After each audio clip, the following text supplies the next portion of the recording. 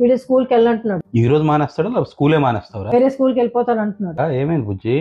నిన్న మా సార్ నన్ను కొట్టారు అందరి ముందు. సార్ కి నేను అసలు పడదు డాడీ, నన్ను ఎప్పుడు టార్గెట్ చేస్తారు. అసలు ఎందుకు కొట్టారు, దేనికి కొట్టారు చెప్పు.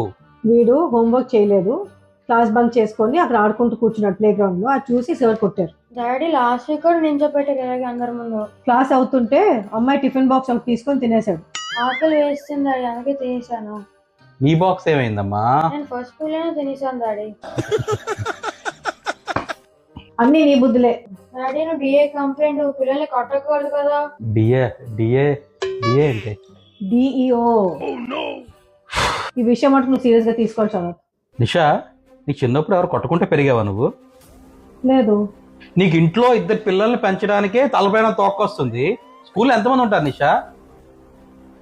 సో ఒక మాట అనకూడదు, కొట్టకూడదు, ఏమీ చేయకూడదు. వీళ్ళంచి క్లాసులు బంక్ చేస్తారు, హోంవర్క్లు చేయరు, వేరే పిల్లలు టిఫిన్ బాక్సులు తినేస్తారు, ఎవరేం అనకూడదు. అసలు నీకు అర్థమవుతుందా నువ్వేం చేస్తున్నావో? నువ్వు స్కూల్కి దేనికి వెళ్తావు, నువ్వేం చేస్తున్నావు? మాకు చిన్నప్పుడు వుడెన్ స్కేల్తో మంట మీద కొట్టేవారు, తిప్పి కొట్టేవారు. అర్థమైందా? అలా కొడితే ఈరోజు ఇలాగ ఉన్నావు. ఇంకొకసారి నువ్వు హోంవర్క్ చేయకుండా క్లాస్ బంక్ చేసినా, వేరే పిల్లలు టిఫిన్ బాక్స్ తింటే నేను వచ్చి కొడతాను క్లాస్లో. మీ సార్ కాదు. గో వెళ్ళు స్కూల్కి.